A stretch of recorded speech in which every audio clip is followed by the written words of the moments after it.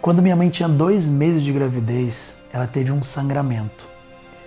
Esse sangramento ele foi muito sério e o médico disse que ali tinha grandes chances de ser um aborto. De repente começou esse negócio, eu acho que eu estava uns 2 meses mais ou menos, de 1 para 2 meses. E aí tive essa ameaça de aborto, sabe? Estava trabalhando, né? Aí eu tive que ficar internada.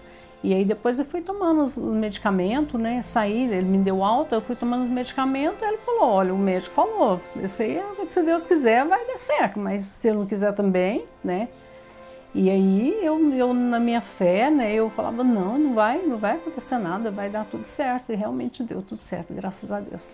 E ali Deus me salvou a primeira vez. Então eu posso dizer que eu quase morri sem antes ter nascido.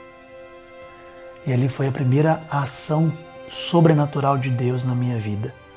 Eu entendo isso quando Jeremias diz na palavra, o Senhor me escolheu desde o ventre da minha mãe. Então aqui é um ponto principal para mim, porque minha mãe sempre foi uma mulher de fé. E ela me consagrou a Deus desde o ventre dela. Me consagrou ao Pai Eterno. Uma mulher que se entregava em oração e sempre consagrava a família a Deus.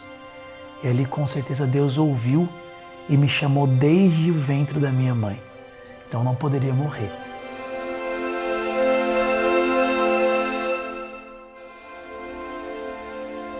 A minha infância foi muito pesada com rejeição. Sofri muito com a rejeição. Com certeza essa rejeição trouxe muita insegurança, uma necessidade de agradar o outro, de sempre mostrar que eu tenho valor para as pessoas. E isso, infelizmente, era de uma forma negativa. Eu tinha que sempre chamar a atenção, não importava o que eu fazia. Os meus pais não tinham um relacionamento muito estável e minha mãe fica grávida. Eles estavam ainda namorando nesse relacionamento. E aí minha mãe fica grávida e as duas famílias não aceitam essa gravidez. Tanto da parte do meu pai, que eles não acreditavam que eu era filho do meu pai, e na parte da minha mãe, pela situação.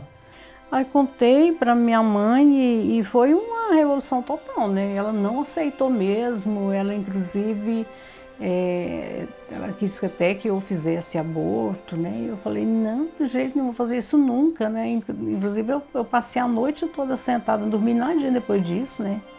Na época eu estava de férias, ela pegou e falou que era para mim abortar, que era para mim aproveitar o resto de férias que eu tinha, né?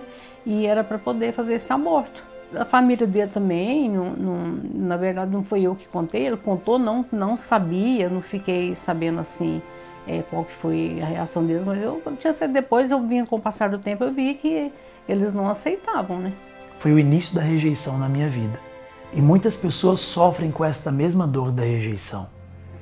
E por causa dessa dor da rejeição, elas tomam decisões erradas, elas passam por situações complicadas em suas vidas, porque não aprenderam que precisam de cura, que precisam de um processo. Eu me lembro que até mesmo nos meus relacionamentos, sempre buscava me relacionar com pessoas mais velhas, buscando a compensação da falta do amor e da presença dos meus pais. A situação de rejeição, não só comigo, mas com a minha mãe também, foi muito grande. Além de toda a família não aceitar essa situação, ainda tinha sociedade naquela época. Foi um desafio muito grande viver tudo isso para minha mãe. E é claro que a criança, desde o ventre materno, ela vai absorvendo isso para a sua vida, para o seu coração. E depois, já na minha infância, eu me lembro de vestígios de problemas que eu tinha por causa da rejeição. E é muito lindo quando a gente percebe que o próprio Jesus passou por isso. Jesus foi rejeitado. Ele foi rejeitado pelos seus parentes, pelos seus amigos lá na cruz. Ele foi rejeitado pelas pessoas da sua cidade e ele até hoje é rejeitado por milhões e milhões de pessoas. Mesmo tendo amado tanto, ele ainda é rejeitado. Olhando para o processo de rejeição de Jesus, eu entendo que todos nós, em algum momento de nossas vidas, fomos rejeitados. Se até ele foi rejeitado, quiçá eu. Então eu compreendi o que aconteceu comigo no passado já aconteceu. Eu não posso ficar parado na dor, mas eu preciso superar aquilo que de ruim aconteceu para que eu tenha uma vida nova e uma vida restaurada. E quando eu percebi isso, eu entendi que precisava de um processo de ressignificação. Eu precisava liberar aquela necessidade do que os outros fizessem por mim o que eles não fizeram no passado. E eu vejo muitas pessoas carregando isso. Elas carregam seus familiares, elas carregam pessoas importantes nas costas, porque um dia elas não foram tratadas como deveriam ser tratadas. E as pessoas sofrem por isso a vida toda, perdendo a oportunidade de serem felizes no hoje. Assim começou uma história onde eu fui estudando a minha vida, estudando os acontecimentos que aconteceram na minha vida e trabalhando cura profunda, cura interior em todas essas situações dolorosas e negativas que eu vivi. Eu começo a conhecer Jesus. Eu começo a entender que eu podia ser restaurado por um amor que é maior do que todos os amores dessa terra. A experiência com o Espírito Santo me leva a uma esperança que eu poderia ser um homem diferente, mesmo tendo passado por muitos problemas e dores no meu passado. Essa experiência com Jesus no centro foi extraordinária. Então eu entrei neste processo que foi um caminho.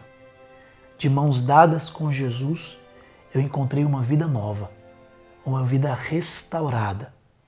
Nesse processo, coisas maravilhosas aconteceram.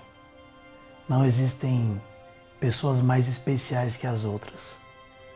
Quando Deus escolhe alguém, não importa de onde ele veio, o que ele já fez, e o que ele passou, e se ele tem capacidades excepcionais ou não. Porque Deus capacita os seus escolhidos. Ele sempre levanta improváveis para confundir os sábios.